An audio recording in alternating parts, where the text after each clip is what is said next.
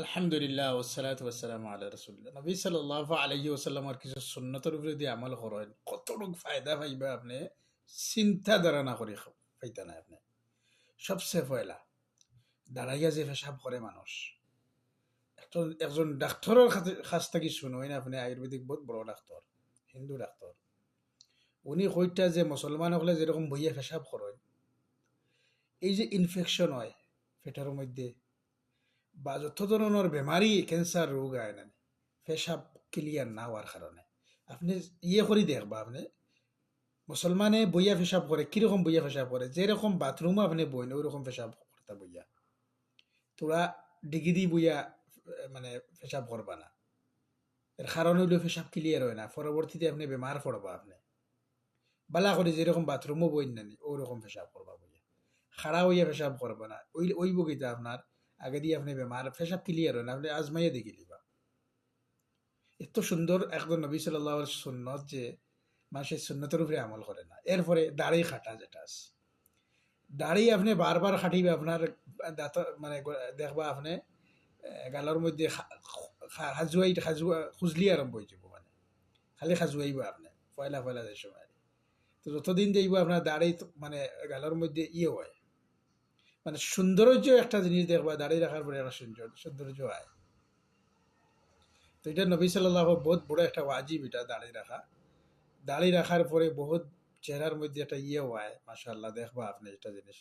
দাড়ি রাখবা, নবী সুন্নতের উপরে আমল করবা, এরপরে ফানি খাড়া হইয়া না খাবার লাগে। আপনি এটা আজমিয়ে দেখবা, বড় বড় ডাক্তার যারা আছেন এরাও তো পর্যন্ত কন যে পানি খাড়া হওয়ার যদি কেউ খাড়া হইয়া মানে উবাইয়া খায় তাহলে তার পানি পর্যন্ত হজম হয় না। বাদ কেন তো মাছাক, আপনি আজমাইয়ে দেখবা এটা। বইয়া আপনি 3 কুল্লি পানি খাইবা, আপনার লগে লগে হজম হয়ে যাবে। বহু সময় দেখবা ফেটর লগে ক্ষতি করে, পেট বাড়ে ও পানিটা হজম না হওয়ার কারণে, পানিটা থাকি যায় না।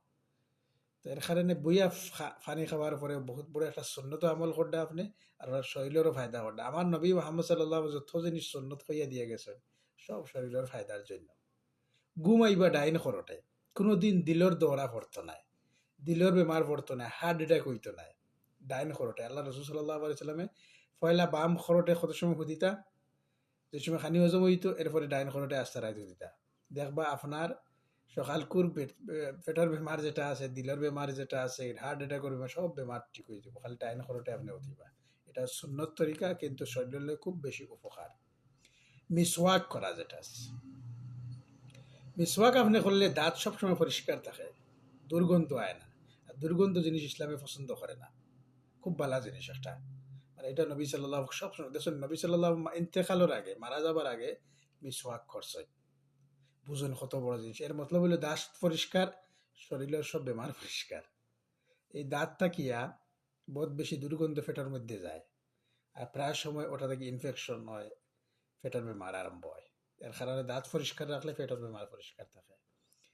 এরপরে নমাজ, নমাজের মধ্যে এত কি ফায়দা, হিন্দু ডাক্তার যারা আছেন, গের মুসলমান ডাক্তার যারা আছেন, তারা পর্যন্ত কইটা যদি যারা নমাজ পড়ে তারার গুটনা গুটনা বুঝুনি, আটু হাঁটু হাঁটু যেগুলো আছে কোনোদিন ট্রান্সফার করা লাগে না, কোনোদিন অপারেশন করতে লাগে না। আটু যেটা এই সময় ইগু খালি করার জন্য না, আটু ইগু চলাফিরা করতো, এর জন্য আল্লাহ সুবহানাহু ওয়া তাআলা বানাইছে। নমাজ যেটা আছে আস্তা শরীর নমাজের মধ্যে যে সময় যায়, এই সময় আস্তা শরীরের যে বডি একটা বড় একটা ব্যায়াম হয়, বালা ব্যায়াম হয়।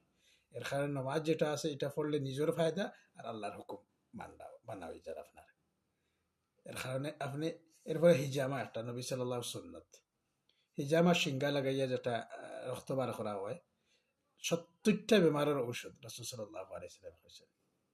হিজামা, যে হিজামা নবী সাল্লাল্লাহু আলাইহি সাল্লামে লাগাইছেন, জাদু টুনা বান বেত, এরপরে রক্তের মধ্যে যত ব্লাড প্রেশার হয়, এরপরে রক্তের মধ্যে যত বেমারি আছে, খাজলি, এরপরে ফুরি টুরি হওয়া, গান্দা রক্ত যে সময় শরীরের মধ্যে থাকে, আলাগ আলাগ বেমারি দেখা দেয়। তো এই সময় আপনি সব হেজামা করাইবা, আপনার শরীরের মধ্যে গান্দা রক্ত বার হয়ে যাব, আপনার গত খাজলি হইতো নাই, ফুরি বার হইতো নাই, চেহারার মধ্যে খারাপ জিনিস ফুরি ফুরি বার হয় কোনো সময় দেখবা, ওই সব জিনিস বার হইতো না, কারণ গান্দা রক্ত যে সময় শরীরের মধ্যে থাকবো এই সময় আপনার বেমার আলাগ আলাগ বেমার দেয়। আরো বহুত সুন্নত আছে, রাসূল সাল্লাল্লাহু আলাইহি ওয়াসাল্লাম নামাজ পড়ে বইয়া তসবিহ ওগরা পড়তা, তাকে মানে শরীরটা রিল্যাক্স লই যেত। মানে নমাজ পড়ি আপনি উঠিছেন, উঠিয়ে আবার দৌড় দিতে না, আপনি পুরো বইয়ে তসবিহ করেন, আল্লাহর জিকির করেন, এটা একটা সুন্নত। আর এটার মধ্যে শরীরের মধ্যে রিল্যাক্স পায়, একটা শরীরের ফায়দা হয়। আমার নবী সাল্লাল্লাহু আলাইহি সাল্লাম কি জিনিস বাদ খাইতে গিলা সুন্নত তরিকে আপনি খাইন, সবে মিলিয়া খাইন, একলগে বইয়া খাইন, তাকে মাঝখানের মধ্যে শয়তান আইতো না, সবে বিসমিল্লাহ হইয়া খাইন, দেখবা শয়তান লগে খাইতো না। আর যদি শয়তানের লগে খায় আপনার ফেটো খানে খাইবা, আপনি বিসমিল্লাহ হইতা না যে সময়, এই সময় খানে খাইবা, ফেটো যাইব, খানে উঠেন আপনার শয়তান লগে খাইয়া দিছে, মানে খাওয়া করে দিছে, বেমার হইবা। সকাল থেকে বিকাল পর্যন্ত পেশাব করা, বাথরুম করা, নমাজ পড়া, খাওয়া, হুতা, আমি বাঁকা কটা জিনিস আপনার ভিতরে কইছি, এই জিনিসের উপরে আমল করেন। এটা আমল শরীরের লগে এত কি ফায়দা উপকার, আপনি বেমার পড়তা না বেশি, ডাক্তার দিয়ে অত টেকা দেওয়া লাগতো না, আপনি আপনি দৌড় দিয়ে দিলেই বা অপারেশনও দৌড় দিয়ে যাইবা গিয়া। আগে জমানা আসলো কোনো অপারেশনের মাথু আসলো না, আমরা নবী সুন্নতর তরিকা থেকে হরে গেছি, এর কারণে আমরা এত বেমার আইয়া উপরে পড়ে রাইয়া। তো আমরা সবসময় দাঁত পরিষ্কার করতাম, মিসওয়াক করে দাঁত করতাম, দাঁতরে মিসওয়াক করতাম, এটা সবচেয়ে বড় রসুলের সুন্নত। আল্লাহ রসুলের একটা হাদিস আছে, এটা ফরজ না হয়ে যায়, আপনারা জানা আছে মিসওয়াকের ব্যাপারে একটা হাদিস কইছেন, এত কি গুরুত্ব জিনিস। আয়েশা সিদ্দিকা রাদিয়াল্লাহু তাআলা আনহায় ইন্তেকালের আগে রাসূল সাল্লাল্লাহু আলাইহি সাল্লাম মিসওয়াক সাবাইয়া তার মুখের মধ্যে দিয়েছেন। সব সময় নামাজ, ফাঁস ওয়াক্ত নামাজের সময় মিসওয়াক করা সবচেয়ে ভালো। আর না হয় 2 টাইম 3 টাইম করেন। মিসওয়াক করলে মিসওয়াকর যে একটা খুশবু আছে, ওটো পেটের মধ্যে গেলে বহুত ভালো লাগে, দেখবো আপনার তাজমে। তো বহুত জিনিস আছে, রাসূল সাল্লাল্লাহু আলাইহি সাল্লাম খদু খাইতা, মাংসর লগে খদু খাইতা, এটা বহুত বড় একটা সুন্নত। মাংসর লগে আলু দিবে না, না দিয়ে খদু দেয়। বহুত বহুত জিনিস আছে আরে, আমি আপনার খালি জিরা খাইতা, মধু খাইতা, দুধ খাইতা। আল্লাহ রসুল সাল্লাল্লাহু আলাইহি সাল্লামে ছাগলের দুধ, উঠোর দুধ, এরপরে খালি জিরা, মধু, এরপরে আরো বহু জিনিস আছে, যে আপনারা সুন্নত তরিকা যদি দেখেন পাইবা। আস্তে আস্তে বহুত জিনিস আছে রাসূল সাল্লাল্লাহু আলাইহি সাল্লামে এইসব জিনিস খাওয়ার কারণে।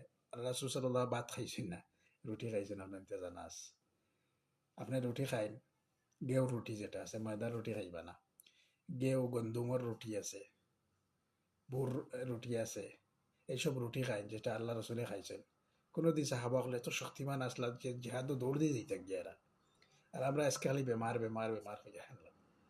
নবী সাল্লাল্লাহু আলাইহি সাল্লাম গরমের সময় দুপুরে টাইমে আরাম করতা, আধা ঘন্টা 1 ঘন্টা আপনি আরাম করেন, খানের পরে শরীর সুস্থ থাকবো, আরাম থাকবো।